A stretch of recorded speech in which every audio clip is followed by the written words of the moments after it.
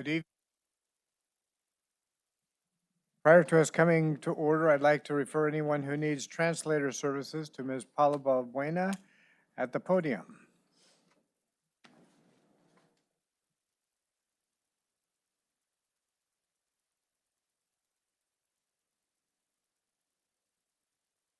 Old technology.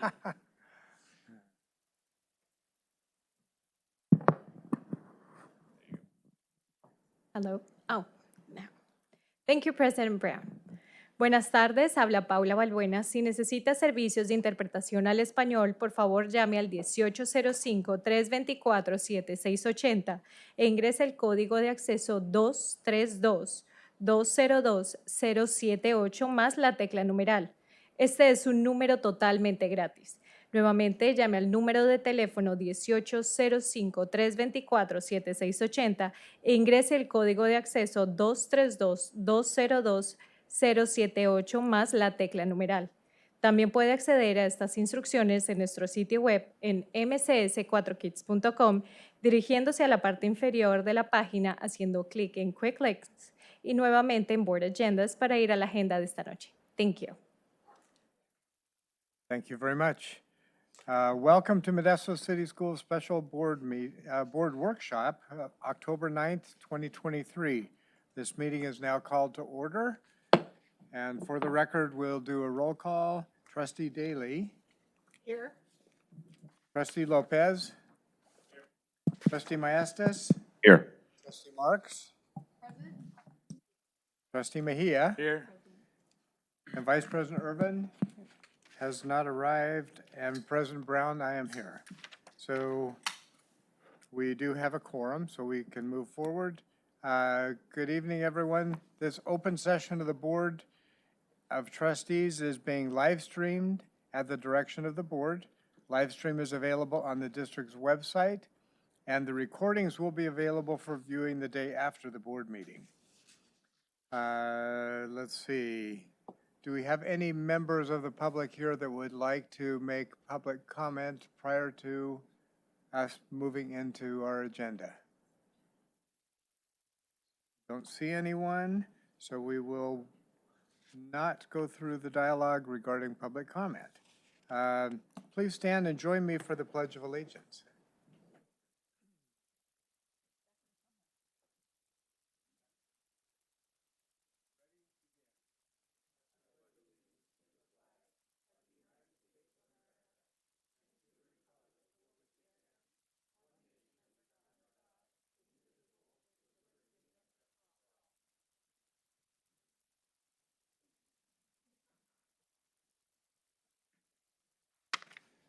Thank you.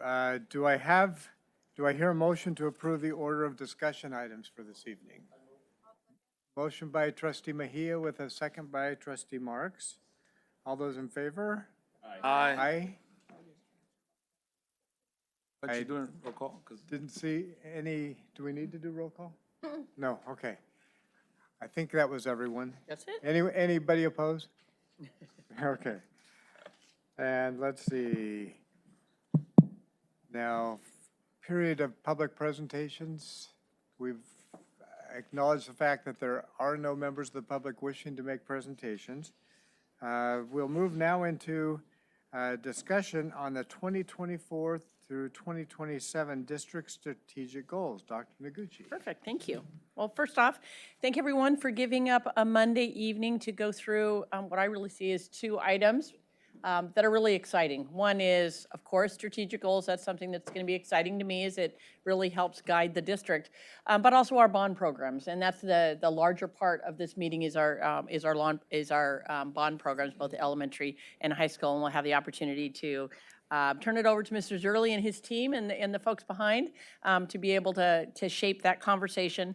But before we do that, I did want to capitalize on some time to talk about strategic goals. So strategic goals, 6 years ago, we did a collective effort across the district and had a massive amount of input and feedback from literally 1,000 people. Really what's working, what's not working, what would you like to see? And we crafted some strategic goals. 2 years later, we modified those goals during the superintendent evaluation process. And now it brings us to today, which is the third time that we're going to be looking at modifying these particular goals. So tonight, we're going to spend about 30 minutes is what I'm anticipating. First, I'm going to go through the process that we went through thus far, and also where it's going to go from tonight until December. December is when you'll actually vote on the strategic goals. You are going to have another opportunity to give your feedback and input. Right now, it's about the middle of the process right now, as we get some feedback and input from you, as we bring it back out to our educational partners. So before I get into the input, I first want to talk about the process that we've used thus far. I'm just going to give you a Cliff Note version of it. And if you have any questions, and you certainly are able to ask those questions. I also want to talk about what has changed in the strategic goals, so we don't literally look at every bullet for bullet for bullet. We could be here 2 hours for that. And I certainly don't want to take your time in that. So first off, how did we get to tonight? I'm going to talk about the process. So back in August, the executive cabinet took a look at the goals, and we generally looked at areas that we knew needed to be modified and adjusted. We then took those goals to extended cabinet, which is, for the most part, district office folks, all the managers and leaders in the district office. They made some suggestions. We then took it to AOL, which is all of the managers in the district. It's about 230, to give feedback and input, both the classified and certificated managers, which then brought it back to executive cabinet, and we made some more modifications given the input there. We now are coming to you all. We're going to take your input, feedback, and obviously put it into the goals. And then it's going to go back out to the managers. It's going to go back out to our key communicators, which is really leaders within our city that comes together. There's 21 of them, comes together and gives feedback and input to the superintendent. We also are going to take it to the LCAP committee and get feedback and input from the LCAP committee. And then it's going to also touch just the principals. Even though the principals are part of the meeting where we have all of the managers together, it's good to get the principal's eye, especially on goal number 1, to see if there's anything that needs to be added and adjusted. And at the very last, we also have our student board rep taking it to the Student Inter-High Council, and also Fallon Ferris. She has an advisor group. She's going to take it to the student group as well to get some feedback and input. So before we go over each of the 5 goals, I want to talk about just generally some themes that we're going to see. First off, about 85% of these goals are the same. We wouldn't want to change all of these goals because we'd have to readjust our programs and services and employees to fit those particular goals. So for the most part, 85% is about the same. We do have a few changes just because our current conditions have changed. We're no longer in COVID. The last time we did this, we were in COVID. The last time we did this, we were at the beginning of the equity committee, and now the equity work is being embedded in the work that we do. We hadn't really started with the sustainability work yet, and so now you're going to see that added in. So our conditions have changed. So what are those conditions? I'm going to talk about 4 particular bullets here. First off, we wanted to be very intentional, and we heard from the board this desire through my evaluation process, where I get a lot of good feedback, on explicitly calling out reclassification, reclassifying our English learners into English proficient students. So we actually have that called out now. Also, as you heard from the last board meeting with our instructional core, we know that that is at the center of our instructional improvement, and so we wanted that to come to life in our strategic goals because it hadn't been, it's not mentioned in there. So we wanted to make sure that that came to light. The other piece that we saw that we really wanted to anchor ourselves in is the Modesto City Schools vision. We have a vision, and it's out there, but we really aren't anchoring it anywhere. So this year, beginning at the beginning of the school year, we began anchoring, and you've noticed in the board meetings, we've also are referring to our vision. So you'll see that the vision is also going to come to life. And then the very last one is, in the last evaluation process, there were 3 recommendations that have come up repeatedly in my evaluation. And one is the need for authentic parent engagement. It used to come out, we want more parent engagement. And now have acknowledged there's a lot more in parent engagement, but it needs to be authentic parent engagement. By putting it into our goals, that's something that I'm going to continue to be measured on. Because you remember my goals, what I'm evaluated on, are the strategic goals. So that's one. The other one is that you asked for the district to build an internal employment pipeline. So looking at ways of taking paraprofessionals to teachers, or or custodians to managers, or teachers to principals. It's what is the pipeline internally? How are we working to support? And so we've added that in. And then the last one, all of our sustainability work. We don't want to peel out and parse out all the sustainability work, but you're going to see the word sustainability and sustainability projects as we move forward. So with that, I'm going to stop and ask if there's any clarifying questions on the process, and then we're literally going to go goal for goal, go through. I'm hoping not every single bullet, but some key points there, because I do believe that you guys have some additions and some feedback and input that we can realize on that. So with that, are there any questions on either the process or the themes that I've identified? Oh, this is going smartly. Okay, let's take a look at, so you have 3 documents. You have, the first document in front of you is just the way our strategic goals are right now. That's you see posters around the district in Spanish and in English. That's what we're living with right now. The second page are the additions that many different people have come up with. Obviously, these are, like I said, the first time you're seeing these, we can add, modify, and adjust. And then you will see them again with an opportunity to add, modify, and adjust after it goes through a couple more committee groups as well. So our first goal, which is truly at the heart of instructional improvement and the work that we do around instruction, is increase academic achievement and equitable access to engage all students to attain college and/or career readiness. The change that we have in 1.3 really reflects our reclassification. It says increase the percent of English learners who reclassify prior to becoming long-term English learners. Now, that's like a whole lot of words, right? But really what this says to us and how I can hold folks accountable is we need to reclassify our kids before they get to junior high school. Because a long-term English learner is 6 years. So if we get them in kinder and they're EL learners, we want them reclassified by elementary. And I've already began messaging this out to schools. So that verbiage, that's what that is saying. And then lastly, decrease the percentage of long-term English learners. So we know that we have a lot of long-term English learners in our junior highs and high schools, over 3,000 English learners in our high schools right now. We need to start reducing that or continue to reduce it. And we have been doing work around reclassifying, and you're guys going to see some data at the next board meeting around that.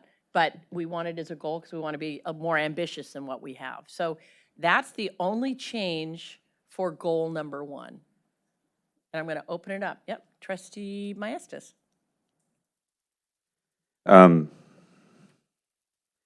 So I have kind of a serious issue with the "or" statement in goal 1. A goal is supposed to be something that we strive towards, and I just feel the "or" kind of brings us back. And let me tell you why. If we enable all students to attain college and career readiness, then what we're saying to students is, should you choose to go down career, that is great. We're going to support you in that. But as you're in that and you choose to change your mind into a college pathway, I had 1 year in career, now you know what? I do want to go to college. Then we have prepared you for that decision as well. And I feel we put an "or" in there, and now we're saying, well, it could be this or that, but not both. And I really think we should prepare our kids for any decision that they make, whenever they make it. And that will be equitable among all our students. That's my belief on that statement. So I would like to have dialogue. I want to just preface one thing, and then I'll go over to Trustee Lopez. I wanted to be inclusive of everyone that's had the conversation around these goals. So I did not edit on this is my recommendation. This is feedback from multiple education partners, if you will. So going to trustee Maestas, it's not my recommendation to have an and or an or. Just recognize it's a recommendation of a larger group. So this is good dialogue. You guys are part of that. And that's absolutely, if that's something that we decide here, then that goes out. It doesn't go back in. So I'm good. I'll revise after tonight your feedback, and then that stays in here as it moves forward to the next round. So yours won't be edited out. Let's say this was a group that was around the table, who really agreed to this, and others did, and they left it on there. So I just wanted to preface that so it's not, it's a little different when superintendent comes with a recommendation rather than superintendent's coming with feedback and input from multiple education, really within Modesto City at this point. It hasn't gone out to parents or key communicators. I just want to preface that. So thank you for that. So Trustee Lopez? Yeah, no, I 100% agree with Trustee Maestas. I think our goal is to have our students be successful and ready for whatever they choose to be, right? And that means and/or and plus. So I do agree that I would like to just have and. Trustee Irvin or Vice President Irvin? Uh-oh, give him a mic. We could be for hours. You know how he is. Oh, can I be sure? No. I would just like to ditto or reiterate that I think the choice should be theirs, not ours. And I think or makes the choice makes the choice seem like it's a district thing versus a student and parent thing in terms of, and that and to me says, that's your choice, career and college and career readiness, which can be one and the same with many professions, because you're college ready, you can also be career ready, and vice versa.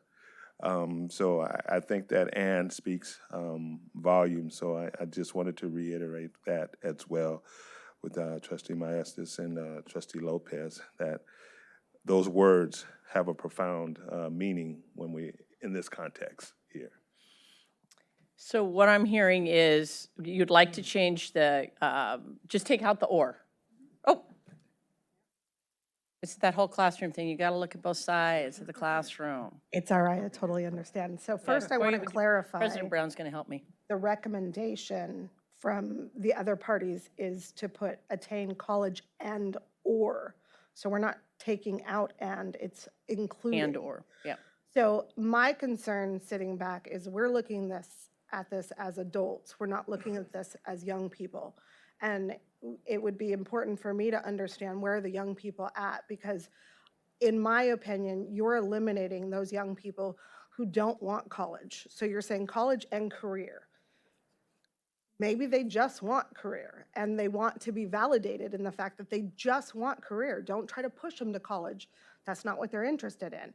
It's their thought process that you have to think about when they're reading this, not ours as adults and putting this on them. We're giving them the option.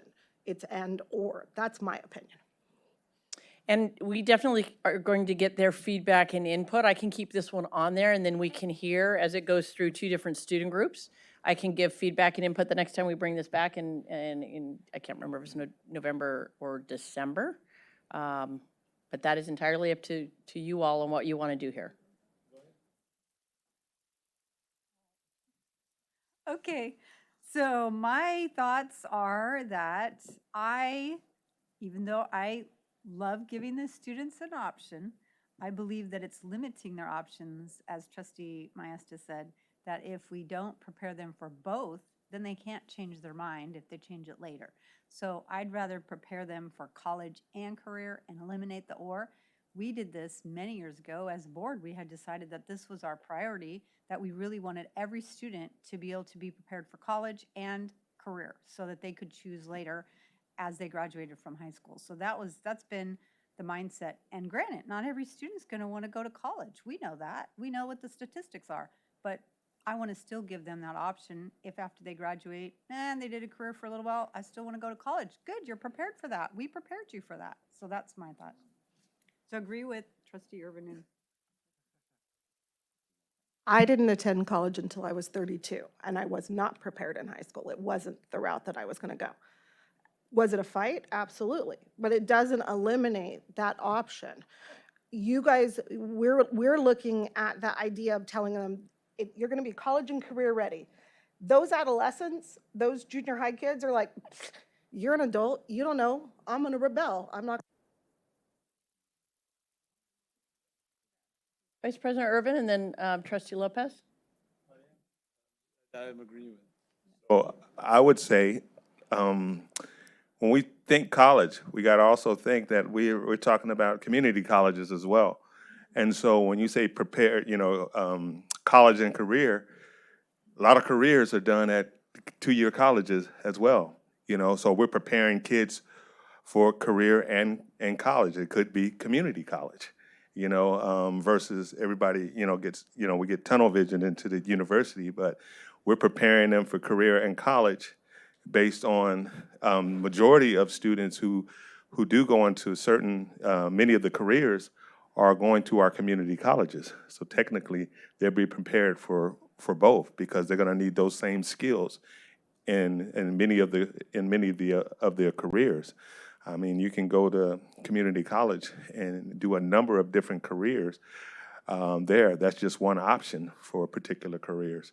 But all of our students on this track will be prepared and ready to transition to whatever career they decide, either because they're college prepared, whether it's taking those college prep courses or whatever the pathways, they can do that at the community college as well. So there's still two options available. So For me, Trustee, okay, Trustee Mejia? Yeah, for me, I think I love the process that we're gonna bring it to the youth and we're gonna have their feedback. So I think, I agree with, having it prepared and then I need it and not have it. So I'm with that idea. But I also think it is early. I mean, it seems like it's early, so we're gonna bring it with the kids. We'll see what they say. Then I'll bring it back. But it is, I mean, some of us have some experience in life and some of us went into careers and went into college. So I think we also can provide some wisdom to some of us, some of our young people in terms of those. But I'm glad that we're going to be bringing it to them, and then we're also going to be giving more processes to it. So I'm glad that we're giving our voice. We're not just telling them this is gonna happen. We're going to hear still their voice, and they might agree or disagree with us. We'll see when that time comes. Trustee Lopez? Yeah, I think the focus right at this, is this thing on? Yeah.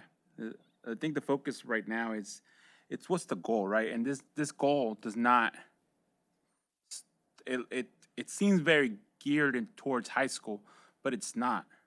It's about how we're gonna teach, what do we want at the end of, 12 grades plus? What do we want our kids to come out with what kind of tools? So this is as much an elementary goal as it is a high school goal. So I do think that there's enough time in 12 grades, 14 grades with pre-K, K, to have a student base that's ready for anything that they might set their minds to after high school. So I think when we look at it, I can see where it is very ambitious, however you break it down. But if you look at it from a high school goal, it is super ambitious. But this isn't a high school goal. This is a goal district-wide from the length of an academic life of our students. So I think this is, I would say that should be baseline. And what that requires is that we invest more in CTE work, and then into college readiness in elementary, so that when we reach high school, that end door is more based on preference and more based on electives, rather than I'm going to teach you how to become a college student 9, 10th, 11, and 12th. So yes, it requires our focus to be more elementary. it's innovative to think, right? We're teaching our kids to be ready for college in kindergarten, in first grade. But I believe that that should be baseline. I really appreciate the discussion that we've had, and I think that we're giving good direction. Let's move on to goal number 2. So the feedback I'm getting, I'm going to keep, in this case, I'm keeping the or, and we're going to get feedback and hear what our students have to say, and then we'll bring it back to the board later on in the winter.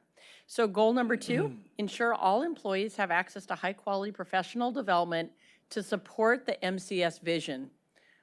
Our vision is every student graduates with skills, knowledge, and character traits essential to thrive and contribute to society. So really, in this particular goal, in 2.4, we've just aligned it to the instructional core. So how are we bringing the instructional core to life? And then lastly, is making it more of an active, a more active language, rather than saying as part of the instructional core, which was one rendition of this, we say we're going to ensure professional development opportunities are focused on embedding equity and access, supporting the MCS vision.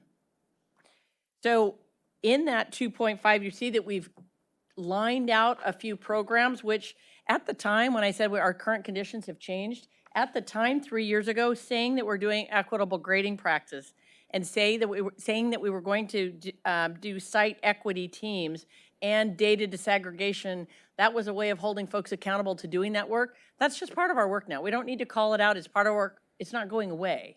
And so rather than calling out those 3, what folks argued was you really need to be calling out like 7 or 8 of them. And so we just aligned it to supporting the vision. So, Dr. Noguchi, you quoted the MCS vision, but it feels to me like if we're going to specify it here, we really should print it out. So, and I apologize for this, Antoinette was supposed to have another document, really? Here, it's here. Oh, you do? We Oh. have it. I don't know, so let me It show should be you. on this No, document. no, I understand. So when we present these, if you look up at the documents in the corner, Okay. these 2 are a companion. These are side by side Okay. all the time, because it's All not right. just the character traits, I'm sorry, it's not just the vision, it's the mission and the values that you all have decided on, so it's a pair. Now, I could put it in goal number 2 here, also, if you would like it, or at the top here. If it's always side by side, I don't see a need for it to be printed there, but I Okay. wasn't aware that it was. Okay. Trustee Marks? I apologize. I didn't realize that when we went on to goal 2, we weren't going through the 1, 1, 1, 2, 1, 3, 1, 4. So I apologize for that. I had a teacher that asked me a question on 1.6 about this one and their concern about the increased access to general education. I know we aren't making any modifications to it, but they had a question on it for disabilities through inclusionary practices. They asked, their point was that they felt that it slows learning pace and induces behaviors that require the teacher to devote time and energy to particular students with disabilities, making it more difficult for teachers to meet their instructional goals. So they felt like if this is a main focus of ours, it's going to inhibit teachers who have, let's say they have more than 3 students with disabilities in their classroom, and it just makes it difficult. So I didn't know how we could address that. Maybe this isn't the place to address it, but since it's on this, and it seems like it's a main focus, it's in the, our goal 1, I didn't know if there's a way we could address that for the teacher. So there is, absolutely, there is ways of addressing this, and we are addressing it through a number of different factors, not only through negotiations, but also professional development. The reality is 1.6 is a law, and we have had findings because we don't have the number of kids, special education kids that have special education services engaged in general education. So this is there, but recognize that is something as we ramp up, as we have more specialized services and supports for teachers. So Right. we do hear that, and we are continuing to work on that. And that's something we'll continue to work on as we go through the next 3 years. Okay, But that's thank, good. but thank you for because that comment. They do need I can see a teacher really needing extra supports in a classroom where this, you want to ensure that all your students are moving forward. And if your time is, you're working with special students that need extra care and extra work, then I can see that it would be difficult for them to engage every student at that time. So having that extra support, I think, is extremely important. So thank you. Yes, and 1.6 should have been all read, because that's new. So I don't know, that's a typo or All right. somehow the process of that, so I apologize. Sean, no, Was it that was- always in there? It was. Okay. Yeah, and when I prefaced my statement, it's been in there. It's just that this teacher happened to contact me because they Okay. saw that we were reviewing these. They had a comment about that. So. Oh, good. All right, I appreciate that. So I'm going to go back to goal 2. I think I shared 2.4 and 2.5, kind of the reasonings behind the changes there. Does anyone want, is there any other dialogue around 2? Ooh. Okay, goal number 3. Again, making it more actionable rather than saying provide. We're going to provide this. We're actually going to ensure. So it makes it stronger. 3.3, and this is really what the board has asked for, and that is, it doesn't say the word authentic, but it's provide two-way communication incorporating active listening when discussing district and student progress and other important topics. It's really defining authentic. I originally had authentic parent engagement in there. Folks said, what is authentic parent engagement? People can define that many different ways. And so we had lots of dialogue around active listening and actively engaging in and getting feedback from. And so that was the thought behind the 3.3. 3.5, this is really a call from COVID right here, and that is improving operational efficiencies by regularly using technology. So rather than technology going away, we have a lot of educational technology and resources in there, so it's really lifting that up and ensuring that that continues. And then lastly, ensuring, rather than increasing student voice, 3 years ago, there wasn't much student voice other than the student rep. We've done a great job, really, through Fallon Ferris and Mark Herbst and his department. Now we want to ensure that there's opportunities. Any questions on 3? Trustee Daly? Oh, we got a bunch. I'll go to that side of the room in just a second. So Yes, Trustee no, it's Daly. fine. I'm just curious on this section, really all the goals. It talks about students, staff, family, and community partners in the actual goal, but then in each of the Bullets, strategies. strategies that we're going to use, it doesn't say anything other than about the students. It talks about promote and recognize outstanding students, families, and staff, and community partners. But it doesn't talk about, like, the two-way communication doesn't talk about who that is with.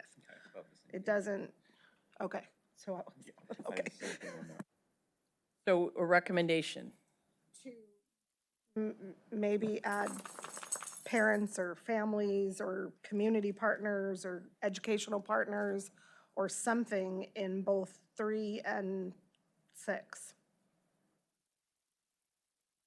Like provide regular two-way communication, incorporating active listening when discussing district student progress and other important topics with educational partners.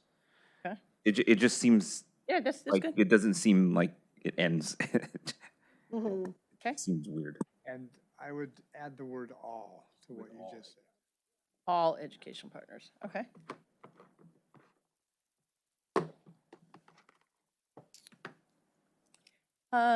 Vice President Irvin, and then I thought Trustee Marks? That was my question, was Okay. asking that. So, because anyway, it's fine. Okay. I was just gonna say, I was actually gonna go back to 2, because it talked about this, support the instructional core in a couple of those, and I would just want to make sure that instructional core was part of that document we got at the last board meeting, where it Yes. outlined the instructional core and all of that stuff, right? Have it. That's the alignment we're looking at. Yes, that's the alignment we're looking at, and we were supposed to have it in front of you, but it's, yeah. yes, it's the three circles, Oh, it is? and we actually are going to get that in the posted car. around as well. Yeah, Mine in the car. Yes, that There you one go. right there. thank Okay. you. So I just Thank want to you, make Cindy. sure those lines. All right, any additional trustees? All righty, we're going to 4. Going on the home stretch, turning the page over. Let me ask, is anybody besides me cold? Yeah, can we stop the air blowing somehow? And this is shocking for everyone who knows me, I'm actually hot. I'm always cold. You're on the I'm spot. always cold. It's because I'm in the hot seat, that's why. That's right. Okay.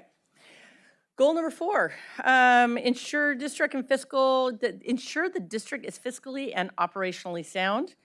Here in 4.3, you're going to see we've added technology because technology is going to be part of our life. And so we've added technology in there. We've also called out sustainability. Rather than parcel out sustainability here in the district goals, we have a separate set where we have parceled out the different aspects of sustainability. And then last one, the number 4.4, originally it said plan, implement short-term and long-term strategies to increase enrollment. When I first started here 6 years ago, we were declining enrollment, and we kept it moving forward, but we haven't been declining enrollment now for 4 years. So rather than call out declining enrollment, really the strategy behind the declining enrollment is to always know where we're at, and so is strategically plan for future needs by monitoring feeder district. I can say that the feeder district work that we're doing with the superintendents and staff has been very strong the last 3-4 years, so really this is just calling out kind of behind the scenes, how do you address and work with declining enrollment? Any questions on number 4? Yes. Vice President Irvin? And I've always wondered about number 4 because of the broadness in the goal. Ensure the district is fiscally and operationally sound. And I've always wondered, what does that exactly mean? What tool we use as a measuring to ensure that we're fiscally and operationally sound? And granted, I know we are, but if I'm from the public and I'm reading that very goal and I'm trying to figure out what does that mean? So I'm going to take a stab at it, and then I'm going to turn it over to Mr. Zerly. That gives him a minute to get ready for it. Ensure the district is fiscally sound. Well, we know that we're fiscally sound because we're not getting letters from the county saying that we don't approve your budget and you can't approve that raise because you're fiscally sound. So that's the one thing that the county does do that oversees us, oversees our fiscal operations. As far as operationally sound, in Mr. Zerly's world, in his network, Network All-Stars, he literally has goals for nutrition services, transportation, maintenance operation, and there's other ones in there that I'm missing. Roger's right next to him, that then peel back to be efficient and effective with the departments that Mr. Orth oversees. He has particular goals that see that. For all of that to fit in strategic goals, that word and what, at least from my intention of that word is, our budget, our financial system, our financial security ensures that we're fiscally sound and operationally sound. And to me, that means that our budget is supporting everything else you see on this sheet operationally, which is the mission of the district. If our fiscal health cannot ensure that everything you see on these 2 pages is included in our budget, then we're not operationally sound. I mean, that's how I see it as well as the various operational programs we operate on a daily basis. Thank you, Mr. Zerly. That's what I was looking for. go to Trustee Mark and then President Brown. I have a question on the 4.3. I really like engaging learning environments instead of sustainability. I know we're working towards sustainability, but engaging learning environments to me is a great place to learn. It's saying that it's engaging It's a good place to be. It's, it just sounds so positive. Sustainability sounds like we're just trying to maintain it and ensure it keeps going. But what, you know, we're doing sustainable stuff through green, but I really like the engaging learning environment. So maybe that's just how I look at learning.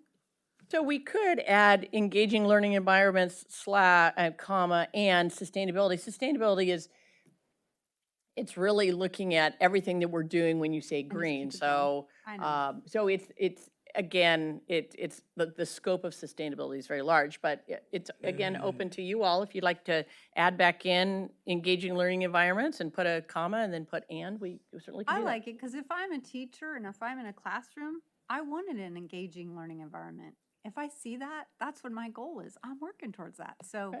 I just like that verbiage, and I don't remember where that came from, but I just really liked it. So to see it lined out was like, aw. So, okay, I would like it if we could try to keep it and then put and sustainability. Also, one just minor edit is on feeder district, it says feeder district instead of districts. Yep. Plural, and it's plural. Good catch. Yes. All right, President Brown, and then I can take the Thank next you. one. So I have to agree with trustee Marks on the engaging learning environments, but I'm focusing on number 4.4. And I realize that some of the best efforts that we've made in overcoming declining enrollment is minimizing loss to other districts. How can we keep that focus? Because we've got to look at that constantly and make sure that the programs we have are meeting their needs and not encouraging them to look elsewhere for them. Is there a way we can incorporate that into 4.4?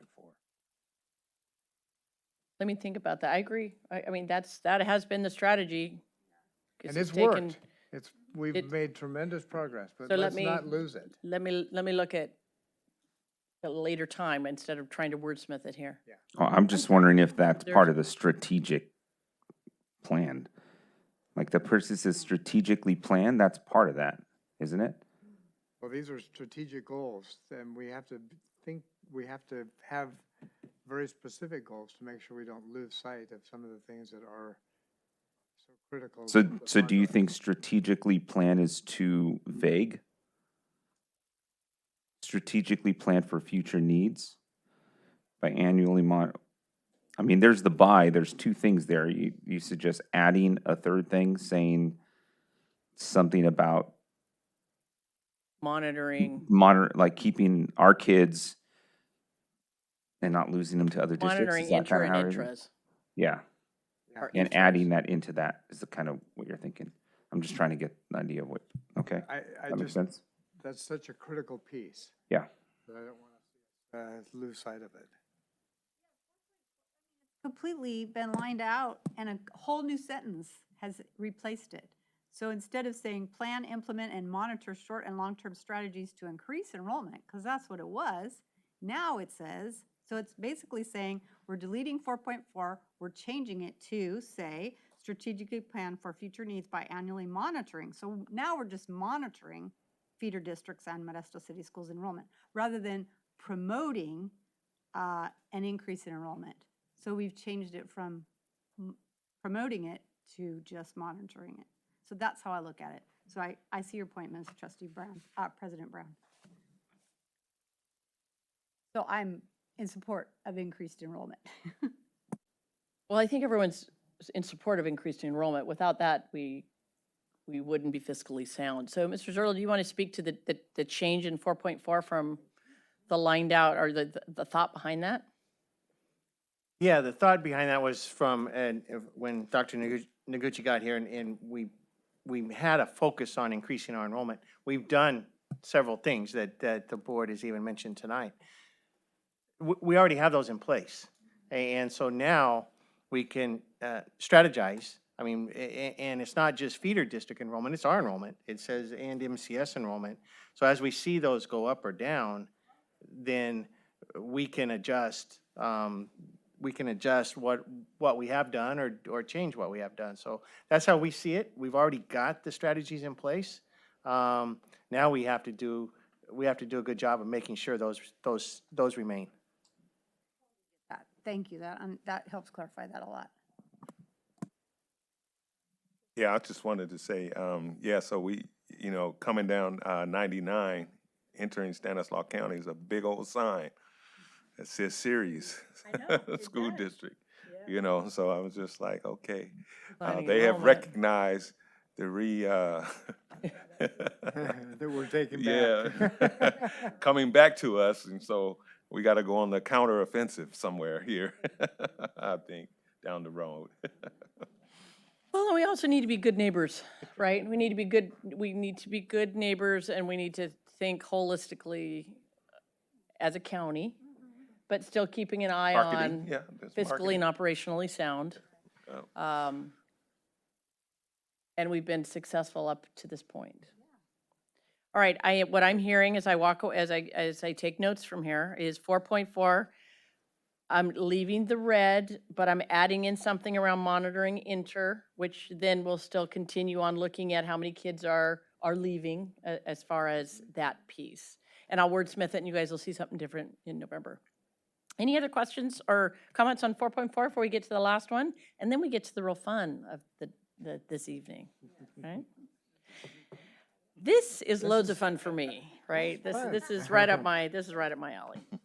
Let's see, goal number 5, recruit, hire, train, retain high-quality staff with an emphasis on increasing diversity. In here, you'll see the goal, one of the recommendations you had in my evaluation this last June, and that is 5.2, and that is building internal employment pipelines. That actually came straight from my evaluation. And then 5.5 is to monitor and refine the systems and structures to ensure efficient hiring. We did develop it, and now we need to refine it because we've got the systems in place mainly through technology, but now we need to monitor and refine because there's still work to be done in that. And so it's taking it to the next level. Mr. Maestas? Yeah, no, I really like what you have here. It just reminds me while building internal employment pipelines, I visited another school district in California, and they have this program where they give us a scholarship, or they pay off student loans if a student from their district comes back to teach in their district for a set number of years. So if they go away to college and they come back and they teach in their district for 5 years, then their loans get paid off from their college loans.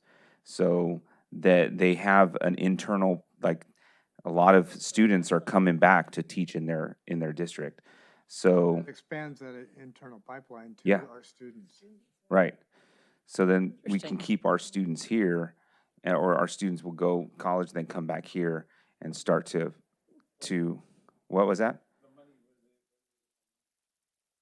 Where they get the money? Did they say where they got their? Probably COVID dollars. I know, I remember there used to be like a called Apple program back in some days ago. That was, Right. But it was similar to that same process, but I 20,000. think it was some program, but I don't know. I was just curious where they would, I love that idea, just where would they get that? type of- They have a foundation, and so they've put money in that foundation, and they've gotten donors, donors from around their community that started that foundation, and then they increased that's now it's increasing in and of itself, I think. So, but they Something give to money. look It's for. pretty cool. maybe Totally. something to work with Stanislaus Foundation on. see if That's there's exactly what my something right mind there. was I- going See, towards. I knew that's it. I knew you were going to channel that foundation. All right, is that it? President Brown? Just want to make mention of 5.3 and to make sure that we maintain a strong focus. I know we've made some great strides in increasing the diversity of our hirees. And just emphasize that is a very strong priority. All right, thank you. And So if you, before- if you think about something later that was still kind of gnawing at you, or you're looking to add, modify, and adjust, you guys are going to get another chance to see this in, I think it's the end of November. So this will come back to you. So I want to, before we move on, Hey, can I make a comment? go ahead. So, and like, just to reiterate, I know towards the beginning of the meeting, this is the beginning process. Then it's gonna go out to community, it's gonna go to students, then it's gonna come back to us. So there's still time for folks to give feedback if they want to, correct? Yeah, so the way so at this point, it goes to the LCAP, it goes to the key communicators, goes back to executive staff, it goes to AOL, it goes to key communicators, it comes to the board on 12/11. And then it's not voted on until 1/16. Just wanna make sure people heard that loud and clear. When does it go to the students? It just says talk to Fallon, I don't have the date. I would guess we will hear that, John. So before we move on, do we have any comments from the public regarding the goals that we've been discussing? All right, I think we can move on, Dr. Thank you. Noguchi.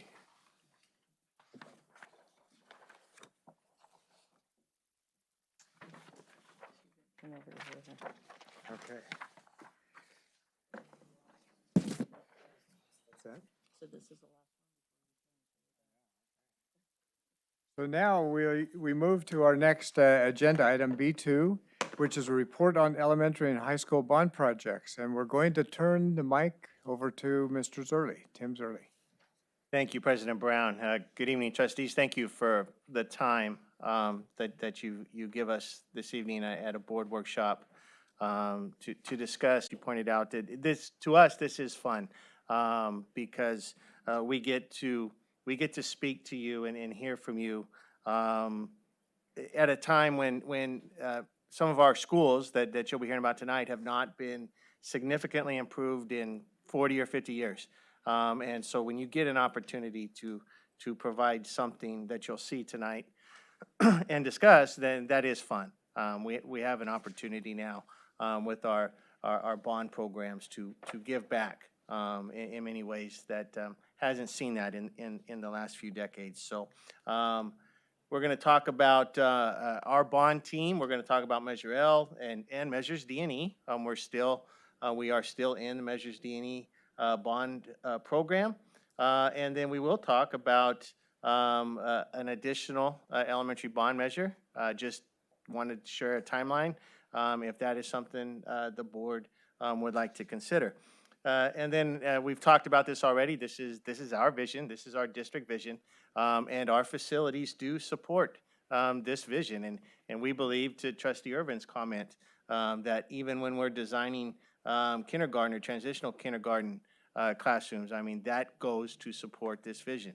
It's not just what we are providing for our high schools. I've identified district goal alignment 4.3. We just saw that. However, much like our budget, our facilities have to support every district goal we have. I could have listed them all up here because when we design facilities, we're designing it for something that was in those strategic goals, the 5 of them that we have. But we do identify with 4.3. Our existing bond team has been together since the passage of Measures D and E in 2018. You'll see the names here. We do have Kathy Domenico, our financial advisor, is here with us tonight. She traveled here to be part of this meeting. Also, we have our project team, and this slide says bond team, but it also includes our project team. And behind me, we have architectural firms, PBK Architects, and we also have DCA. And again, it goes to not only has our bond team been together since 2018, but they're really partners. They're partners in the community. They come here, they want to be part of this workshop so they can be part of the discussions that we're having with the board. With the passage of Measure L and the possibility of potential eligible state funding, we are planning for about $245 million for high school facility improvement projects through Measure L funds and also state funds when those become available. At a board workshop on February 27th of this year, the board provided input on the phasing of high school bond projects, similar to what we did with the 22 elementary schools for Measures D and E in a bond program last several years.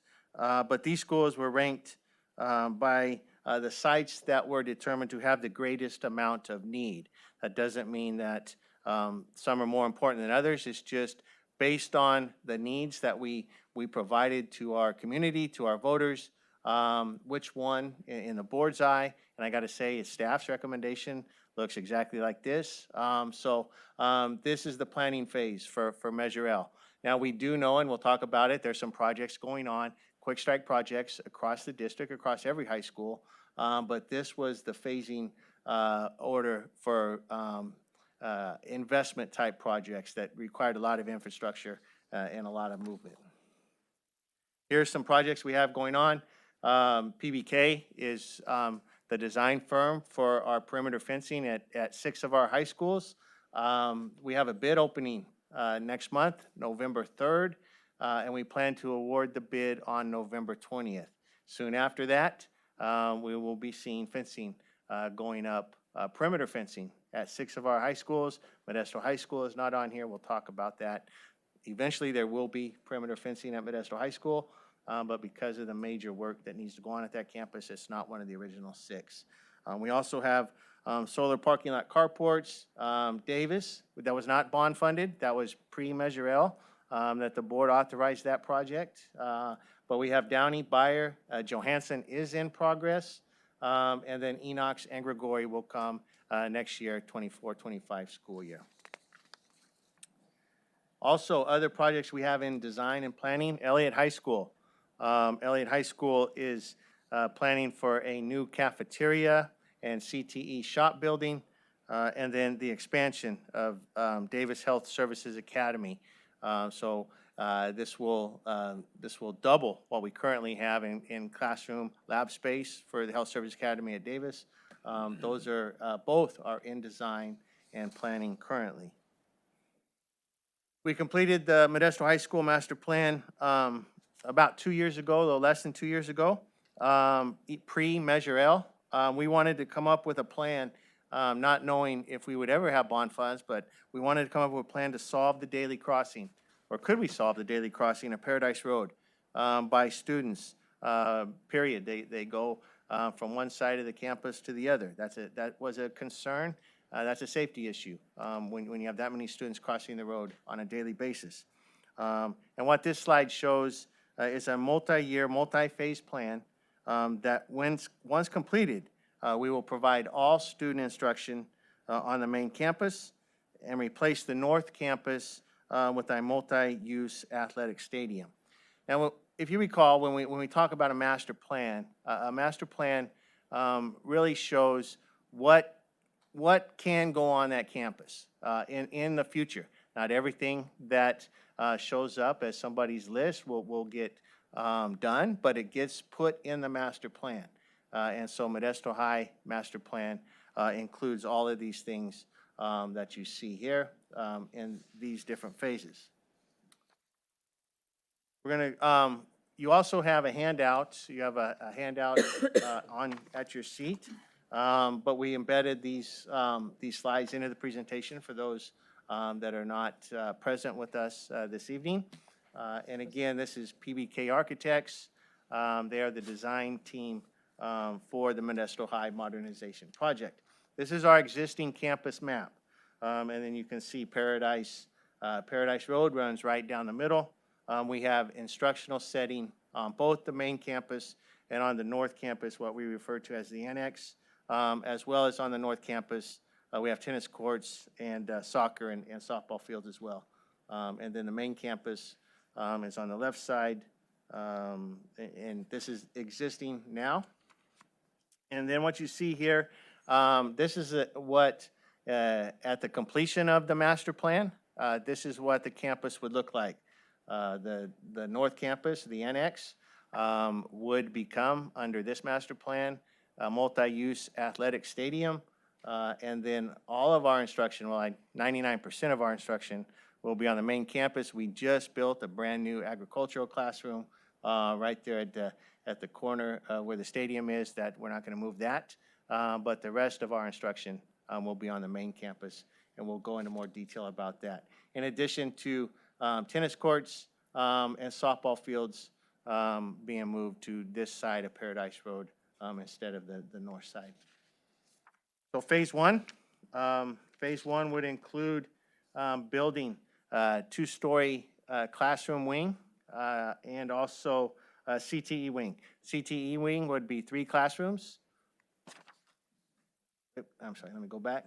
CTE wing would be 3 classrooms, and then the two-story wing would be 20 classrooms.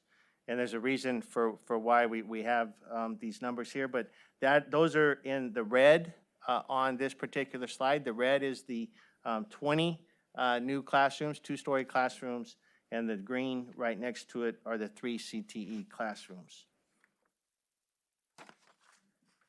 So then we go to Phase 1B, and that would be the demolition of buildings currently on the main campus. So once we get those classrooms built, we can move students and staff into those buildings, and then we can demolish what is on this slide is buildings B, C, D, and E. So those would be gone, so then we can make room for Phase 2, which would be another two-story classroom wing and a canopy. This would be 32 classrooms this time. And this particular phase of the master plan would also include additional parking stalls for staff, as well as a drop-off lane in front of the school. Once that is done, we can move the students and staff from the north campus, the annex, into the newly created classrooms. And so then you can see on this slide, we would demo the buildings on the north campus and then make room for the athletic field complex that you see here. This is a final campus plan. This is another example of the final campus plan once we get it built out. This is just an aerial view of the new buildings. This would be the first phase is in the upper right corner of this. That's the L-shaped building, two-story classroom wing, as well as right next to it a single-story 3-classroom CTE wing.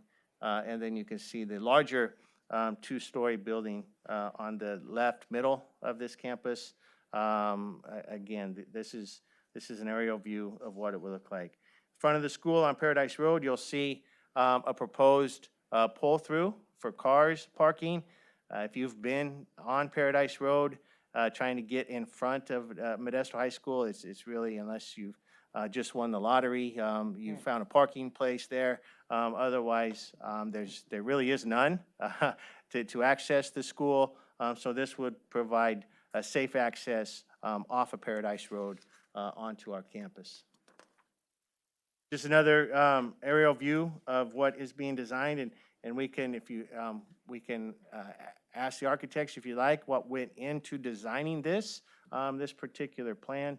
But you can see they've tried to take the existing campus features and put it into what would be a modern new classroom building to support our students. So you see the L-shaped classrooms, two-story, a lot of openness between the floors, and then the single level CTE classroom is noted right there in front. Just another a view of not only what this would add instructionally to the campus, but how it would beautify the campus as well in this particular area. Just a nice rendering of what that would look like for our students and our staff on a daily basis. Again, just another example of an eye-level view. You can see all the windows, natural light, the open balcony between the floors as well. And then this would be the Phase 2 aerial view of the larger two-story structure. But what is unique is the canopy in front of it. There are, and we can ask the experts if we have any questions, but we are required by California building codes to put solar on our projects, on our campuses. So this would meet that requirement, as well as providing an outdoor shaded, protected eating space for our students. There aren't plans in any of these phases to build a larger cafeteria at Modesto High School. So this would provide relief, a nice outdoor covered eating area for students that either don't want to sit in the cafeteria or can't fit inside of the existing cafeteria. Just an eye-level view of what that building would look like. Again, not only providing necessary support to the instruction at Modesto High School, but really beautifying that campus to today's standard. Another view of what the outside eating area or covered area would look like. Just a place for students to gather, be protected from the sun, the wind, the rain, whatever is outdoors. And then we just wanted to add this. I thought this was kind of a good look. These are existing buildings. This is PBK design buildings at Santa Rosa Junior College. Looks an awful lot like what we're planning. So you can see this is not a rendering. These are actual buildings on what it would look like. And look at the lower right-hand picture. And there's a lot of concern about natural light and lighting and details. And you can see just how the lighting, the effects in that classroom. This would be the same type of a classroom that you just saw in the architectural renderings. And then finally, the North Campus would be the final phase. And this is assuming there's no other property available to us to provide athletic field area for Modesto High School. And so you can see, again, with our design team, they were able to fit a multi-athletic use stadium on that parcel. About 2,500 seats, 1,500 on the home side, 1,000 bleacher seats on the visitor side. There's additional parking. So with the existing parking lot there would be 161 stalls for parking. That's not enough to a big athletic football game, but we think with both sides of the campus, the parking lot on what is that, First Street? First Street up in the top of this, as well as street parking. We would be able to provide enough parking for an athletic event. Now, I mean, this is the first that anybody has seen this outside of the team behind me and Roger and myself. And we have shared this with Modesto High School staff. But yes, we're in the future, we're going to have to meet with the neighbors there. I mean, if as soon as we proceed with this plan, we're going to have meetings with the community. I'm sure they're going to be concerned about noise, lights, all that other stuff. But we will definitely make sure we give community members enough time to share their concerns and ask their questions when we get to this phase of the project. We also have, let's see here. We also have high school master plans underway and planning for science lab modernization and renovations. As I mentioned earlier, master plan is a planning tool for our school sites that includes all items. We have gone and we've met with staff at the schools. We've got their input, provided that to the architecture team that's been assigned to that school site. And we've asked them to see if you can include all wish list items on the master plan for addition. It provides a roadmap as funding becomes available. Whoever's sitting here in my seat, if I'm not here, has a map now when the next bond measure comes, or the third bond measure, or whatever that is. This is where that particular building or that field or whatever that is going to go. We didn't have that prior to this, and so Measure L has allowed us to adequately plan for growth at our high schools. And then you can see Davis High School is complete. We have reviewed that with the Davis High School staff. And again, these are just some focus on their master plan, which is athletic stadium, theater. Davis High School is our only high school that does not have a performing arts theater. A new pool on Davis. Davis High School does not have a competition-sized pool. And so this master plan would give them a new pool, an on-campus baseball, softball complex, and a fitness center like Johansson High School. Davis High School and Beyer High School and Downey High School, we utilize city parks, adjacent city parks for tennis courts or softball fields. And there's, at times, there's concern about security on those city parks or just usage on competing with other, with citizens or other programs. And so this was a desire to, hey, can you get all of our needs onto our campus at Davis High School? And you have, you do have a 11 by 17 map of their master plan. And so we can go through some highlights on this one as well. Starting at the top, much like Modesto High School, there's not an area to pull into off of Rumble Road, to get cars off of Rumble Road, to get vehicles safely off the road. And so this provides both a bus drop-off and a student drop-off, and then parking. And again, this master plan, parking would be moved to the corner of Rumble Road. Right now, that's a bus pull-through, big grass area in that quad area. And then when or if a theater is able to be added and funded, then that would go in the existing parking lot. So that's why under this plan, the parking has been moved to the adjacent to Rumble Road with Performing Arts Theater planned for the existing parking lot. Come on down, and if you notice anything with a diagonal line, that's existing. So that's our existing Health Services Academy right there. And then the additional expansion of health services is noted as building in on this particular master plan.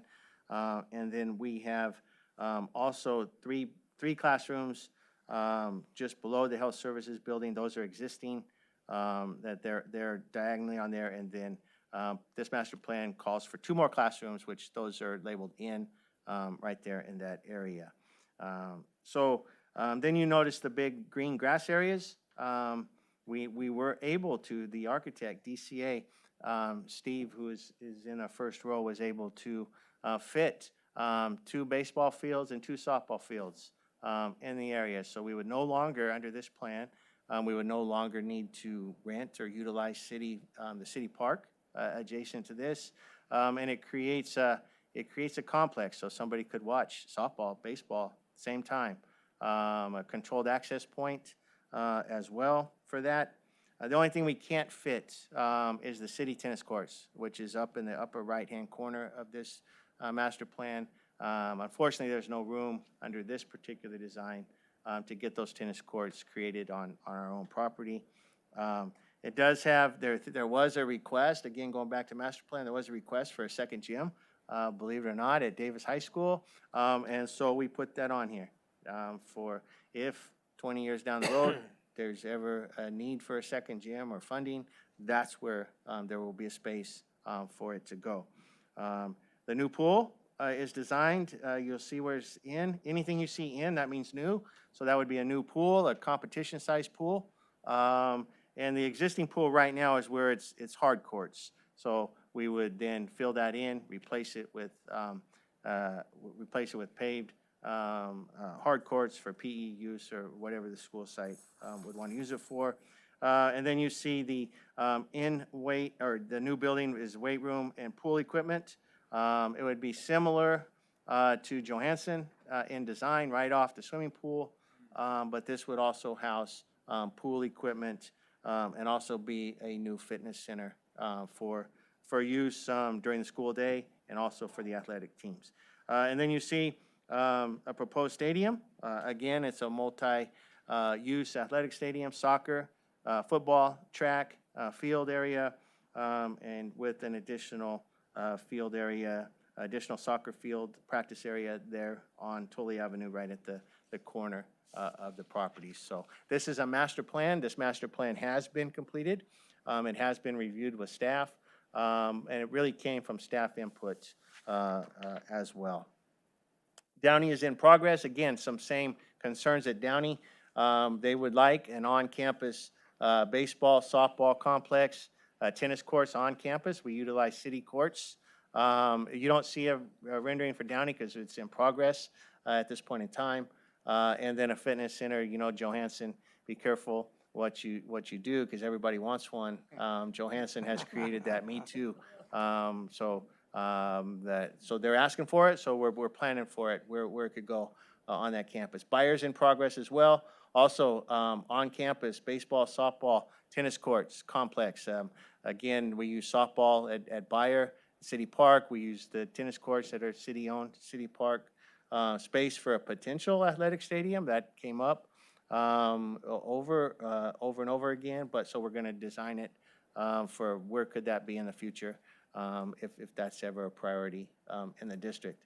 And then Johansson, Enoch, and Grigori, we're going to begin master planning those later this year. So we will get out to the staffs of those remaining 3 schools and start that process with them as well. Science classroom lab renovations, the junior high projects have shown us the excitement that we can create with modernizing and retrofitting science classrooms and making it to today's learning standards. And so we've began discussions. We've assigned an architect firm and conducted initial reviews with the science departments of both Downey and Bayer High Schools. And so we're looking forward to those projects as well. Measures D&E. We do a good job of celebrating our projects, and for good reason. We've done some amazing things since Measures D&E passed. 9 new elementary school cafeterias will come out of Measures D&E. 3 are complete at this time. 3 are in progress. We do count Tuolumne as being in progress. That was originally designed for a new cafeteria, but during the bond program, we changed that configuration to a TK-8 school. So now that cafeteria is expanded to a multi-purpose room, but that was originally planned to be a cafeteria. And then 3 more are beginning this summer for the 24-25 school year.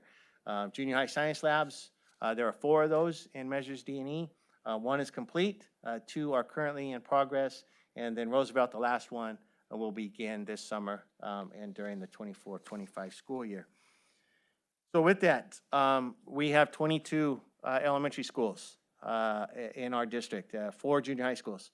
And so we were able to get 9 of those with major infrastructure projects, not only cafeterias, but drop-off pickup areas, new secure front offices, single points of entry.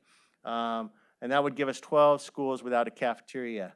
And Burbank makes 10. Burbank was completed in 2018 before the bond program. So they got a new cafeteria prior to Measures D&E. But even with that one, that's 10 new cafeterias. There would be 12 schools without a new cafeteria. And then Marshall Elementary School. Marshall Elementary School was one that did not reach the current priority phasing of Measures D&E, but there's a lot of need at Marshall Elementary School in addition to a new cafeteria for that school as well. And so if we were to consider a presidential election bond measure, that would be November of 2024, which our consultants would tell us that's a good election to be on. This would be the timeline. So at October 23rd, that board meeting, we would ask the board to approve a survey and outreach consultant contract. Same Charles Heath, same one that did Measures D&E, same one that did Measure L, knows the community, knows the area. But this would be different. This would be focused on nutrition services, cafeterias. It would be a kind of a smaller outreach program and survey. But so it wouldn't take as long, but still they would want to get into the field in November of this year with a public opinion survey. And then December would begin community outreach and education because we're going to get a lot of questions. Why do you need another one? I mean, that would be the first question that comes up. Why are you asking for another one? You just passed Measures D&E. And then June 3rd would be review of the draft bond documents if we get that far, if the survey shows us their support June 3rd would be review of draft bond documents, and then June 17th would be the last board meeting we have eligible to call, ask the board to call for a resolution for the bond measure. Next steps would be the October 23rd board meeting. Potentially, we would be asking the board to approve an elementary bond measure, survey and outreach consultant contract. And then December 11th, you can see us awarding the site contractor for Phase 1 of Modesto High School. And then on February 5th, we would be asking the board to award the building contractor for Phase 1 of Modesto High School. So those would be upcoming, just letting the board know what would be upcoming at future board meetings. That is all I have in the presentation. All right, first we reach out to see if there's any public comment on this issue that we've been discussing tonight. I see Mr. Anguiano. Hi, good evening. I was thinking about the new bond measure you're proposing. I'd like to know a little more, especially that is the third one. So if it's probably some small amount, people might go for, but the second bond measure D, the impasse as good as the first bond measure, measures D&E. I always get them wrong, ENF or D&E. But anyways, that's my comment. As far as other things, it's great. I like how Davis is going to be developed. My children go there, so I'll be waiting. I have a second grader, so thank you. Thank you. Do we have questions or comments from the board? Yeah. Oh, yeah. This is what the rest of the meeting is. Trustee Irvin, go ahead. Yes, I wanted to go back to Mohai and that the solar covering that has mandated, I guess, by the state.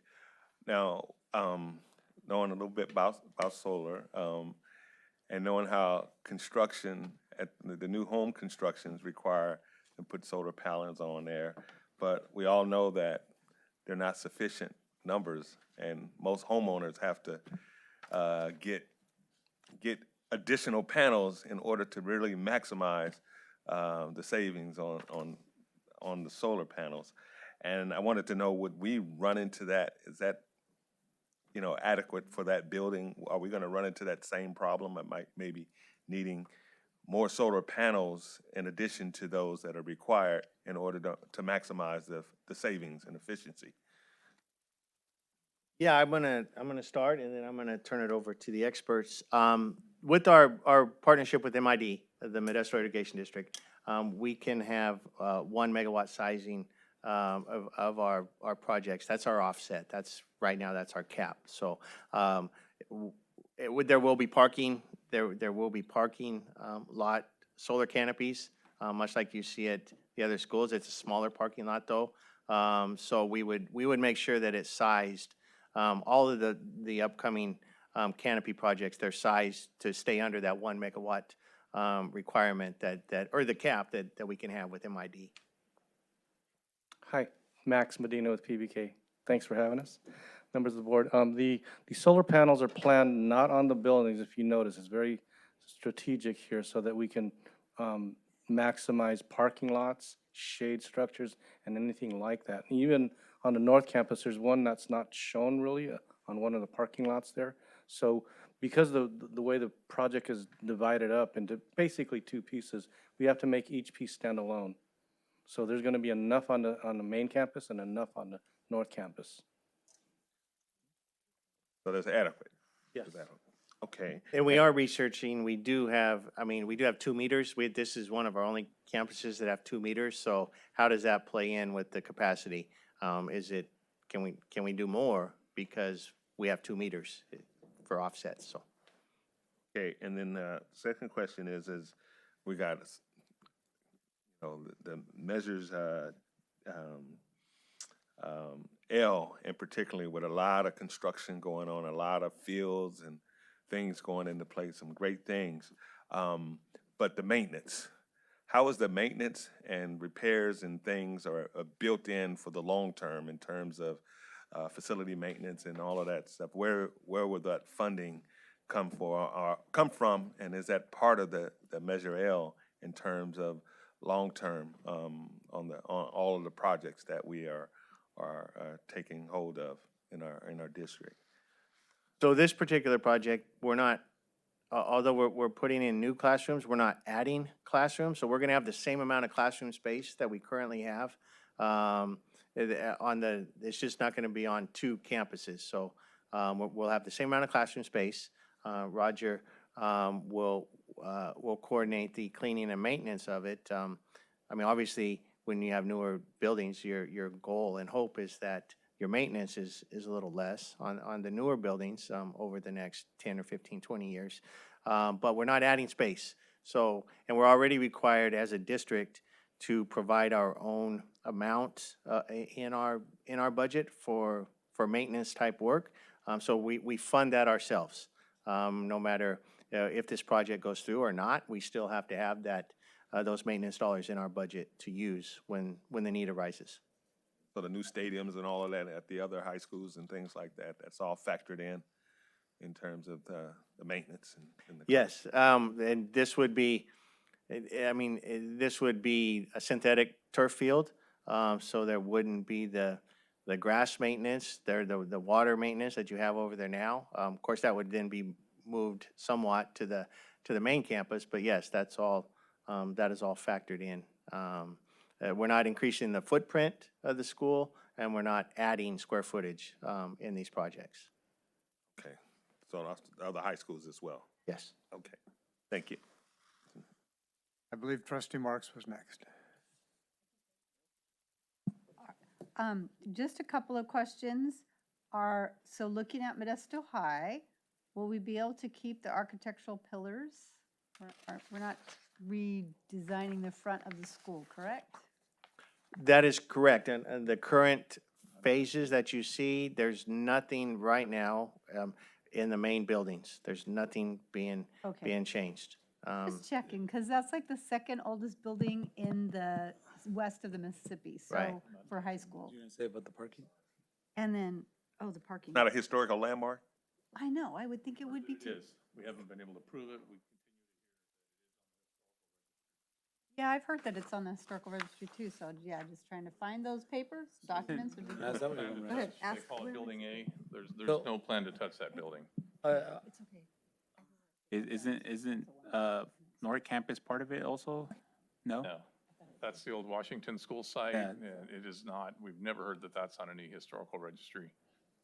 And then how's this parking in the front of the school going to affect that? Because it looks so great right now. You got the grass, you got that walkway, you got that giant M, and now a bunch of cars there.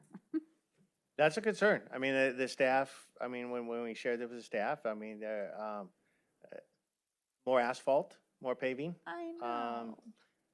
But, you know, there's a balance to the amount of traffic that goes into and out of Modesto High School now versus 50 years ago. The condition of Paradise Road, the city does have some modifications coming to Paradise Road. And so it's going to be 2 lanes, 1 lane in each direction. And so it's going to change. I mean, the front of that school is going to change.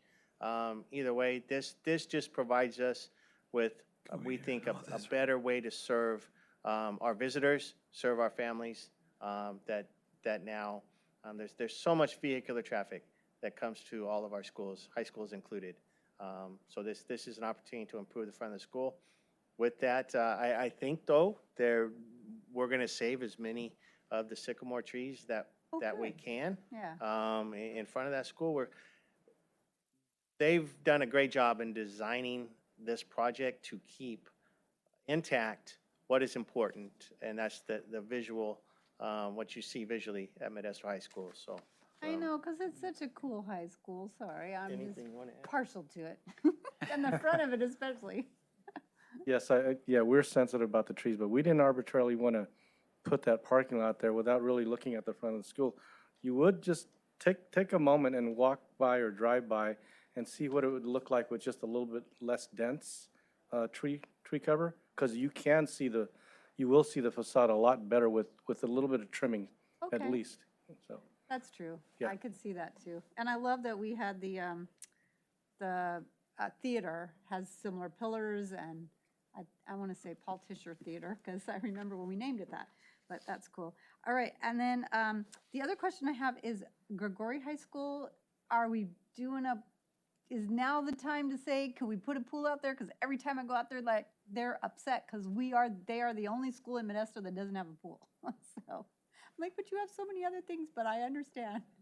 Yes, we've heard that. You're not the only person that has shared that with us. That is on the list. I mean, when we get to there, when we go through the master plan at Grigori, I mean, when you have a school that is a little over 10 years old, what do they not have? That, I mean, and a pool is one that is viewed as something they do not have. But they have the boxes that other schools don't have as well, True. checked. But yes, the Grigori, we will hear that once we get out there, and there are conceptual, there's already a place, as I'm told, Grigori, when it was built, there's a place for a future pool already there, so. Okay, good. And thank you for this. This was just awesome. I just had to make that comment, just to see all the changes that are planned for the future. And Davis, doing all the changes at Davis, which is incredible, because I drive by there a lot. So I'm looking forward to seeing all the wonderful things that are going to happen at that school as well. So thank you. Trustee Mejia, do you have comments or questions? Trustee Lopez? Yeah, I had a question in terms, you were mentioning about the cafeterias. So you said there was 3 currently being worked on, which I'm guessing is Tuolumne. The ones currently, Yeah, right now? currently. Yeah, Tuolumne we count that as one right Uh-huh. now. And then what are the other 2? El Vista and Fremont. Fremont.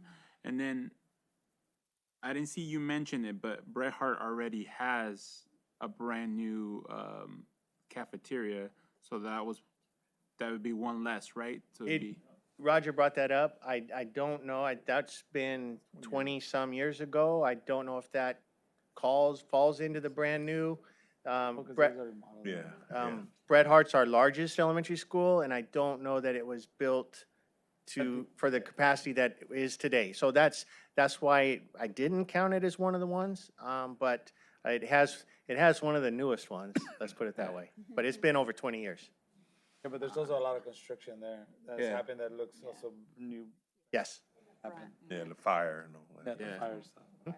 I was like, I remember it was built in some timeline, I don't know, another 20 years, but Less than 20 years. Yeah, 20 less than years? 20 years. Sense of time We is were a- 12. I remember. I've been like 12.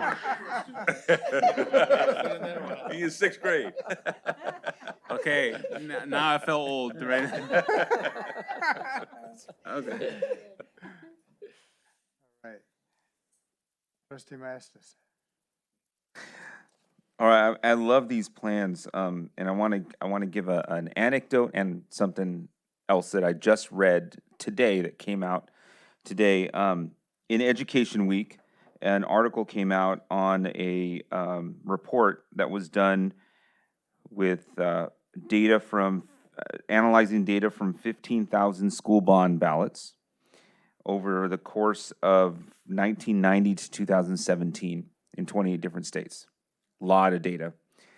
And overall of that data, what they found was that there was a statistically significant increase in student performance on test scores when the money that was spent on investing in buildings that are old and needing repair. No increase when adding to already good buildings or athletic facilities. There was no increase in test scores. So, and this was over that whole time. Now, I'm not saying don't add athletic facilities. I'm just saying is the data show that like our initial investment or those initial investments really need to be in the places that are going to modernize classrooms and build let the community see the importance of the education that's in that area. And I think that is completely what the plan for MoHi does.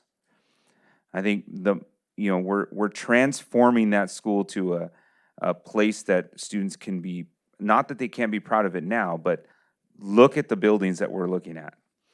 We're modernizing in a way that we're going to really put the focus on education. And so, am I saying test scores are going to go up 10 points? I don't know that. That's cause and effect. But with correlation isn't causation, right? However, this is good information based on historical data that we're putting ourselves in a good place, and we're giving the students a good shot at that. Now on the other side, we know that athletics and all the other things that we have for students increase student culture, and we know that also increases student engagement and it increases attendance, which is all the time what we really want. We want kids to be at school. I was at a football game the other day, cheering on my son in the band, but I was cheering the football team too. So it was an Enoch's home game against Buac Colony. They crushed them. The cheerleaders had to do the push-ups for the number of points, and it was like 55-7 at one point, and the poor cheerleaders were just skip counting. They couldn't handle the number. It was amazing. Anyway, we played this home game, and the home game was played at Gregory. So it took about 25 minutes to get there, and then another like 40 minutes to get home. And I'm not sure it felt like a home game. Like the fans were home, but how do we get the community there if they can't get all the way out to Gregory? So I think it's evident that I would like, and personally, I would like to see, if possible, some stadiums that make it feel like each of these schools are have the ability to be home, and the culture can be built at that site in that athletic. And that's just an anecdote from my personal, I don't know if it's ever a home game when every game is at a different school. So that's my comment. I'm really looking forward to it. Just these pictures for MoHi, I'm just beside myself on how amazing that's going to be for our students. The other thing I was going to mention, I'm sorry, I'm taking a lot of time, I know. I have to be honest, I'm a little I don't know about the bond, bringing another bond. And I was really kind of unsure about it before I read this article, and now reading this article, I'm like, yeah, it's probably a good thing to update things that really need to be updated, because we can see the effect that it has on kids, the positive effect it has on kids. And that's our goal, is to have positive effects on kids and our community. And so I just want to keep that in mind, what the positive effect that we can have on kids in our community. But I'm excited. Whew. This is gonna be amazing. It's gonna be great. President? Yeah, well, it's regarding that. Can I follow up before we move to somebody new? Trustee Daly, are you going to give him permission? It's just regarding that. Go ahead, So Trustee my Medina. question is on the bond. I know we're just talking about it. Is it cover just the area where it's gonna get built, or is it cover citywide? That's a question that I have, because that will make a difference. I think at least in my experience. So what we would be asking the voters to support would be an elementary bond measure. So that would not include the citywide, like Measure L. Measure L was our high school bond measure, so that include the whole city of Modesto. This would be just for our Modesto Elementary school boundaries. So it would not include Salida. It would not include out in the Sylvan School District, the Stanislaus Union School District, the Riverbank area. It would not include that. It would not include some of it would not include Empire. So wherever those cross over, into that district versus Modesto City Elementary. It would be much smaller, which anytime you have a much smaller base, and we have our financial advisor here, which means you can't generate as much money. And so because we have a much smaller tax base than we had with the citywide tax base, but it would not include those areas that are in our high school district and not in our elementary district. Thank you. That was my. So Trustee Daly. But I think they might be a little short. In reference to the shade structure that we want to put at Modesto High, the parking lot structure at Davis High leaks water. So is that going to be the same thing with this one? No, this would be a hardcover. This would be a hardcover. The parking lot carports, it's solar arrays, so they're squares and they're not together. This would be a hardcover. So yes, we would not want our students to be wet while they're eating lunch out there as well. So the next question, and if I'm understanding correctly, it would be on the North Campus, South Campus. South Campus, okay. South So campus. where the athletic is going to be would be the, That's the north.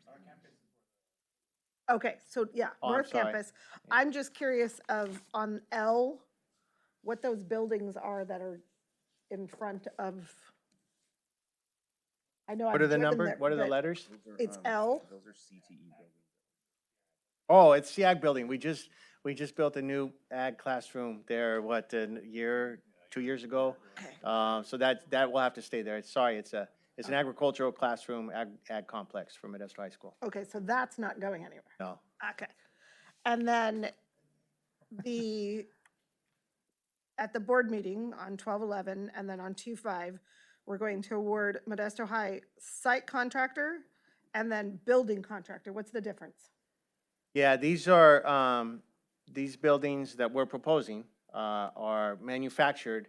They're brought here in this particular design, they'd be brought here in panels, and so the panels would be put together on site. And so that's a specified building manufacturer. The site contractor would perform all the site work around the building to get it ready for use. So there's two different contractors that are involved in our projects, because we're not, with the exception of Johansson Fitness Center, we typically don't have the contractor build our buildings. We have them either manufactured off-site in panels or the whole building, and it's shipped here. Okay. So that's similar to Fremont's, okay. Yes. And then the other cafeterias we put. Okay. The last question I have is in reference to an additional bond measure. So you'll have to remind me, when are D and E done being paid for? So when does the community finish the payments on those? Yeah.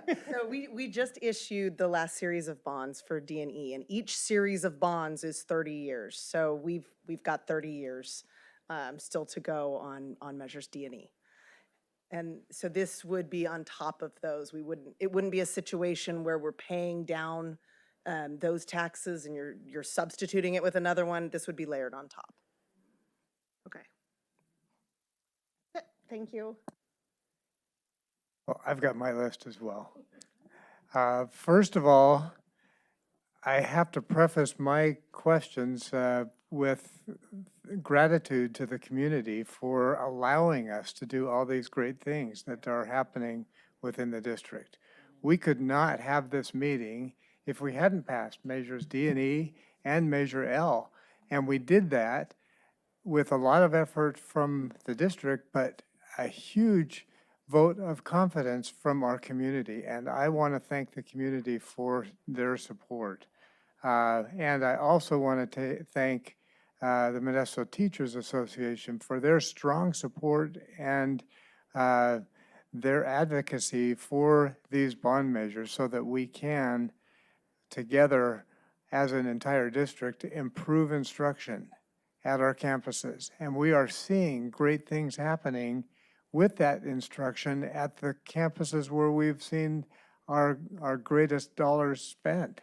And it's exciting to be on those campuses and to feel what the change in attitude and the change in hope that we're feeling as students are learning in improved campuses. And we've only just begun. We've got to keep that going, and we have to be able to provide that to all students throughout the entire district. So in my mind, it is imperative that we look for opportunities and we look to see if the community is willing to support us in promoting the same opportunities at these other 12 campuses that don't have the new cafeterias and don't have all the facilities that we've been able to add at many of our campuses that we're so desperately in need. So with that said, I strongly support the research that would tell us if it is time. What we know about a presidential year election is that we have more voters who come and support that election. More people vote means that we have a greater opportunity to convince those voters of the need and share with them what we can do. We have shown our community such great progress.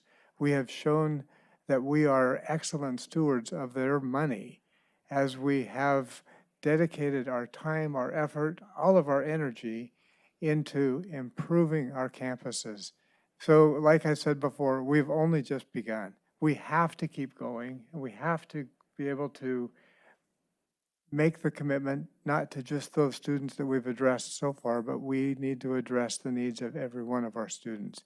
So that's my soapbox before I ask my questions. With the Modesto drawings that we saw, we have been kind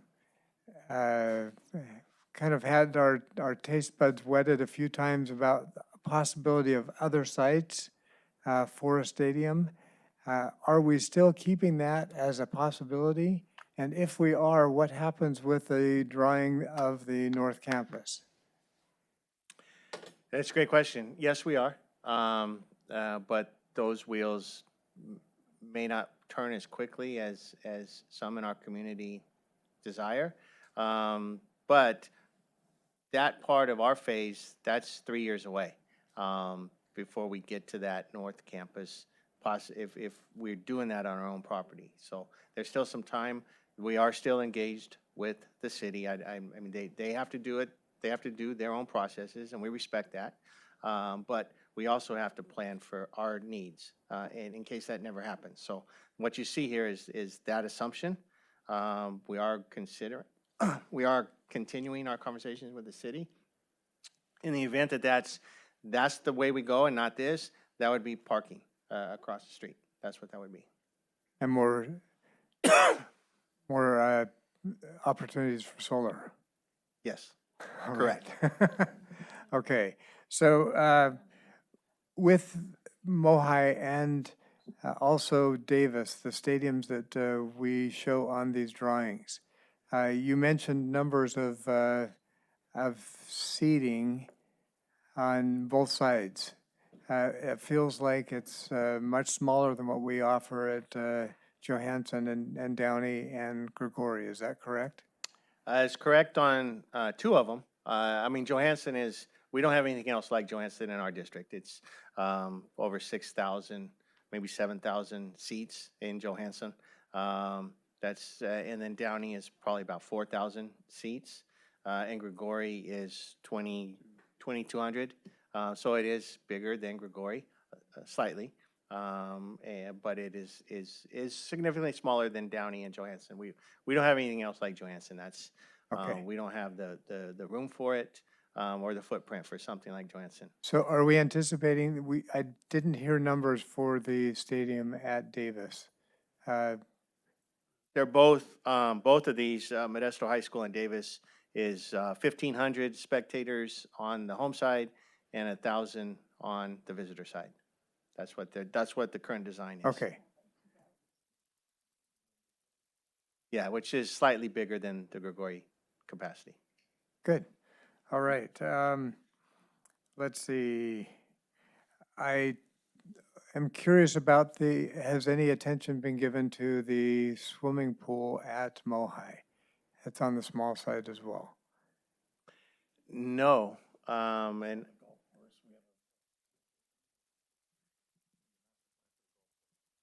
yeah, if the other parcel comes through, I mean, we do have it in the master plan, at the golf course property, if that were to happen, but other than that, we don't have room, for a different pool, on our campus. And another question that I have about athletic facilities at Modesto High School. I've been at the high school. At the time when the MJC swimming pool was down, we used Mohi's pool for our master's swim team. I know the facilities in the locker rooms are substandard. Do we have any dollars in these plans to improve the locker rooms and showers and such facilities? These phases, what you see here, there's nothing in our existing buildings, part of these three phases. But we've had that discussion with the architectural team. We know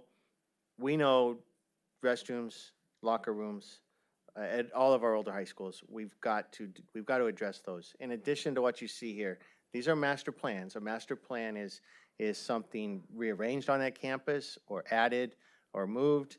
But then we also have, what's our existing needs? What can we do to improve our athletic locker rooms, or our student locker rooms for PE use, but also restrooms. Those came up over and over again when we first went to our schools and asked for what they wanted to see. Well, thank you. That's my questions. Does anyone else have any questions or comments? Well, I gotta say, I was a Modesto High graduate, so I'm really beyond excited. I think probably more excited than my Estes to see the transformation that's coming from Modesto High, and just thrilled, just to see that one day we were gonna walk on that and see all that has transpired. And so I'm just, again, also thankful to every single person that supported it in the community. So.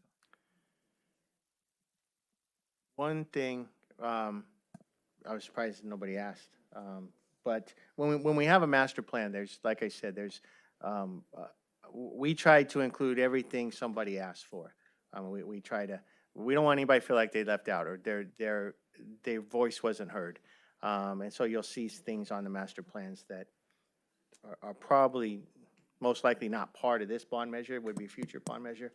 But I do want to share in full transparency that, Modesto High School, this is a transformational project, and it comes at a cost. We're doing a substantial 3-phase project over multi-years, and with cost escalations, right now our project estimate is $100 million for Modesto High School. And I just want to be very clear that as we start talking about other master plans, and again, we've heard and we're planning for, Enoch Stadium, Bayer Stadium, Grigori Pool. Those are all things that are going to come up. But going back to, $245 million, that's a lot of money. But to make Modesto High School with the level of instruction that they deserve, that campus deserves, if we build it out in these 3 phases, we're looking at about $100 million. So, and that's with cost escalations. That's all that's built in. But I just want to be very clear in what where we're going with this at Modesto High School. But it is It is magnificent, and it is going to provide a learning environment that they have not seen on that campus. And something I just want to piggyback on what Mr. Zerly said, because folks will be able to watch this video as we move forward in the future, the next 2, 3, 4 years. And he's mentioned it 3 or 4 times, but I'm going to make sure that we mention it again, and that is, and he just said it, master plans are just that. There's a lot of investment and time put into a master plan, right? So you can do 2/3 of it, and maybe the one pool or the theater or blank, you name it, didn't get done, but the next time around, should there be dollars, or from the state, 'cause we can't predict the future, that's when you can go back and then add that piece to it, right? You're building out multiple projects, partly Modesto High and what's been shared here. It's four different phases, right? You're doing different pieces to it. So as we see master plans come forward, it's not everything on that master plan we are going to realize right now, but there's a space and a time for it, right? And so just like when we talk about a pool for Modesto, we'd love to have a new pool in Modesto, right? But is that an absolute right now in this phase? No, but there's a place for it later when, should funds become available or conditions change. The pool breaks and it leaks and what have you. It's a different space. So as we begin seeing other master plans from the other schools, we just have to remember it's just that. It's our, it's that giant wish list for Christmas, and we're going to get some of it, right? And then as we move forward with the community and the support from the community, we can realize those other pieces. So I just want to make sure that doesn't get lost in the conversation. But I too, like Trustee Mejia and everyone, the vision for Modesto High is wonderful. It's wonderful to see. And I look forward to seeing that work. And I appreciate the partners that have come, that have been sitting through this, all of our strategic planning, right? I appreciate your time and your energy and your efforts. And I look forward to continue that partnership as we continue with the other schools as well. Well, as we wrap up this meeting, I just want to once again thank our staff, our partners, and especially our community for the opportunity to dream, the opportunity to step beyond where we were and become who we are today and who we will be in the future. We are building the legacy for this group here as we are taking Modesto City Schools to the next step of what we can become. And once again, thank you to everyone who's been a part of this process.